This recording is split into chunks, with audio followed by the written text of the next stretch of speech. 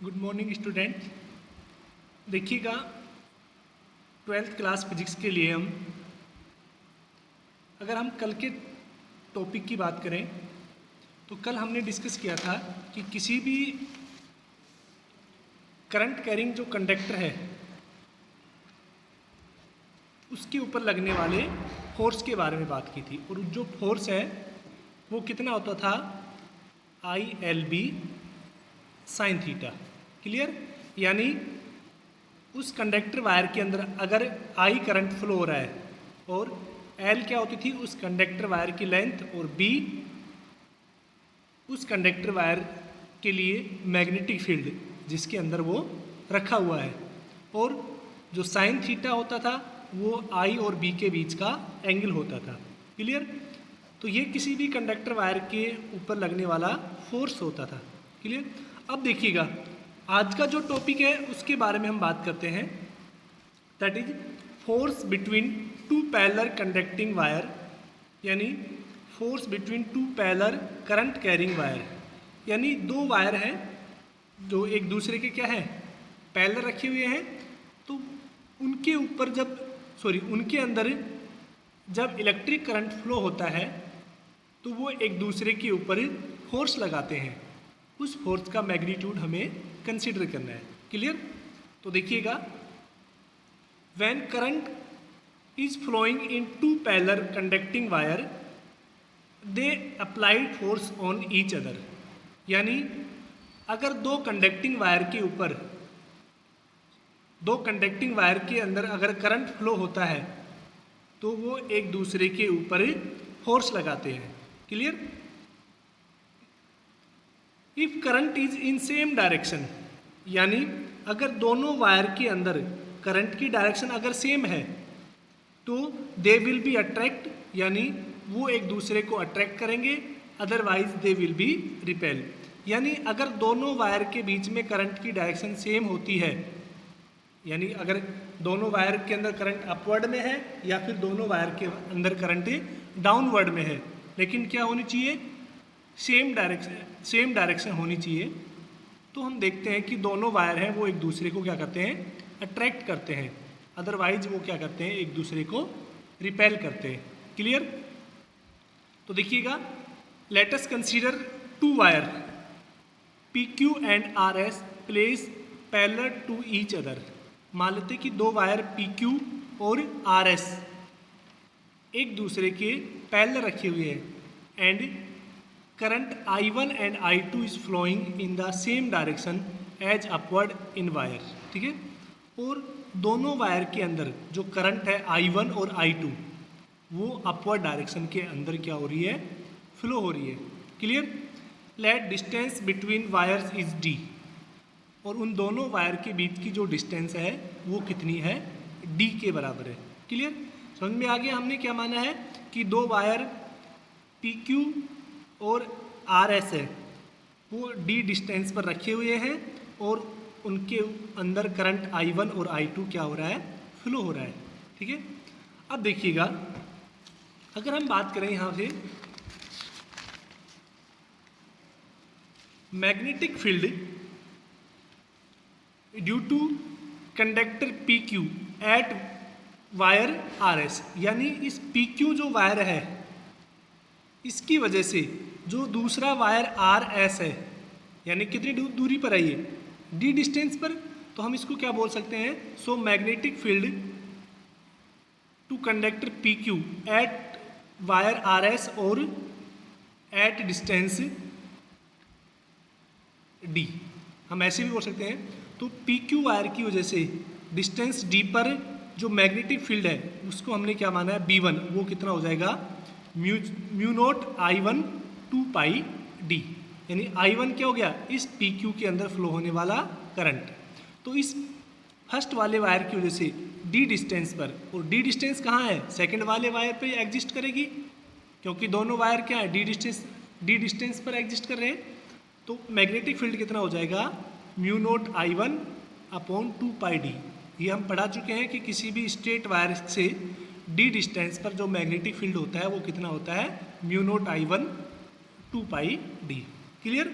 अब देखिएगा, अब ये वाला जो वायर है PQ, इसकी वजह से यहाँ पर मैग्नेटिक फील्ड जनरेट हो गया।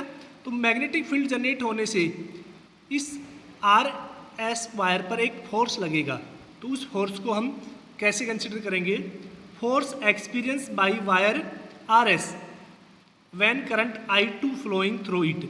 तो इसके अंदर जो करंट I2 फ्लो हो रहा है उसकी वजह से इसके ऊपर जो फोर्स लगेगा वो F21 यानी फोर्स ऑन 2 ड्यू टू 1, वो कितना हो जाएगा? कल हमने पढ़ा था फोर्स के लिए ILB साइन थीटा, क्लियर? तो I यानी सेकंड वाले वायर में करंट कितना है I2, L यानी इसकी सेकंड वाले की लेंथ कितनी है L2, और यहाँ पर क्या हो गया B1 यानी इस पॉइंट पर जो मैग्नेटिक फील्ड है वो किसकी वजह से है? इस वाले वायर की वजह से। वो कितना है B1 साइन थीटा, क्लियर? अब देखिएगा यहाँ से इक्वेशन फर्स्ट से हम B1 की वैल्यू यहाँ पर रख लेते हैं। ये हमने B1 की वैल्यू रख दिया। अब देखिए साइन 90 कैसे आया?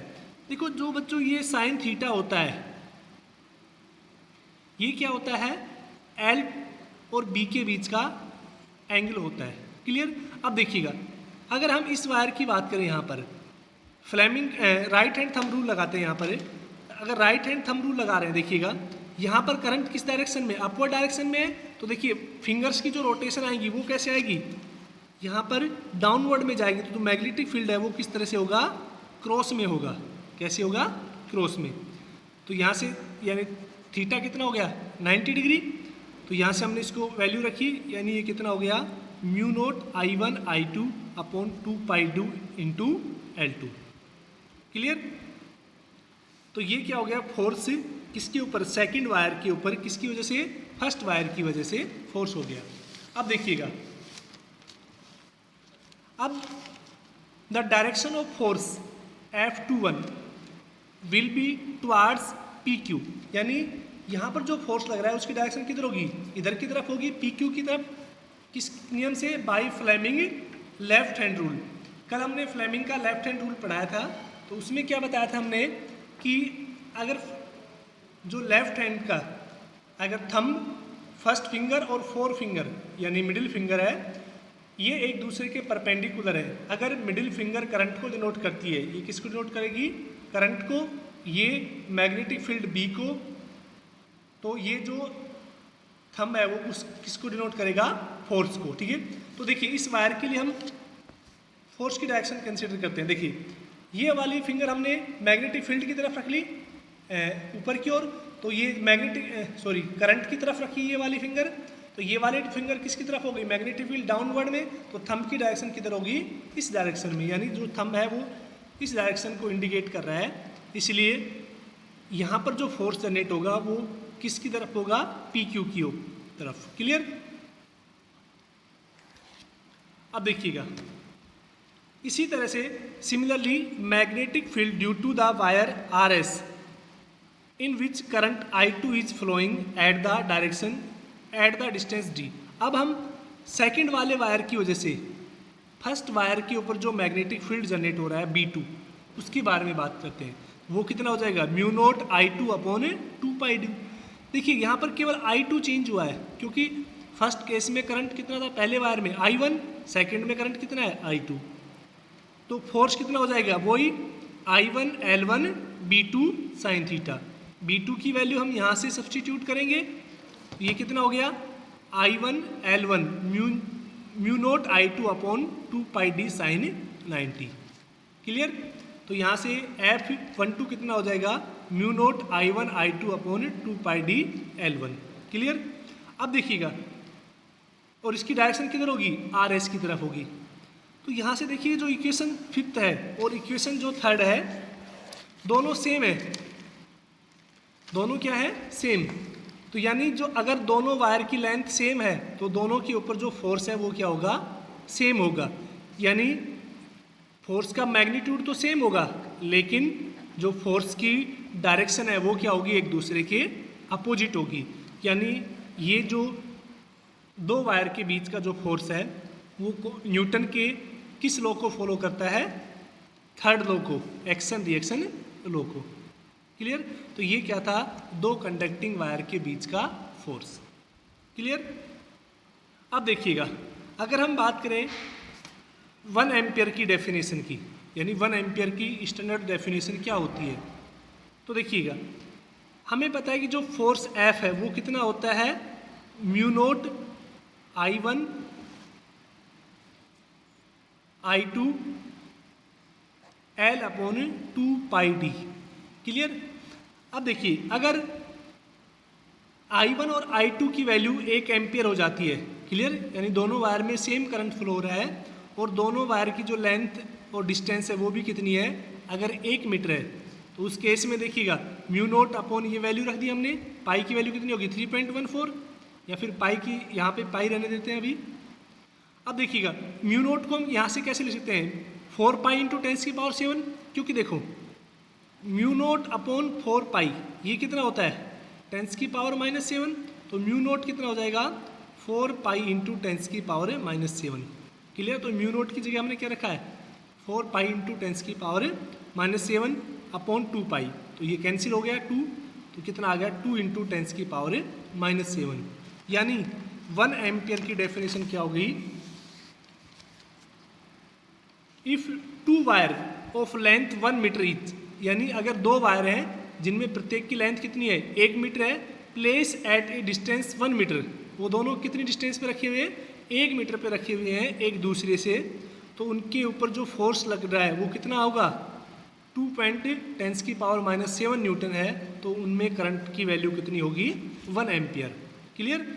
कि अगर 2 वायर हैं जिनकी लेंथ 1 मीटर है और वो 1 मीटर की डिस्टेंस पे रखे हुए हैं, तो उनके बीच जो लगने वाला फोर्स है अगर उसकी वैल्यू 2 इंटू 10⁻⁷ है, तो उन दोनों वायर के अंदर फ्लो होने वाले करंट का वैल्यू कितनी होगी 1 एम्पियर। क्लियर। आज के लिए इतना ही, इसको साथ साथ नोट करना, मैं इसकी PDF आपको प्रोवाइड करा दूंगा। ठीक है, थैंक यू।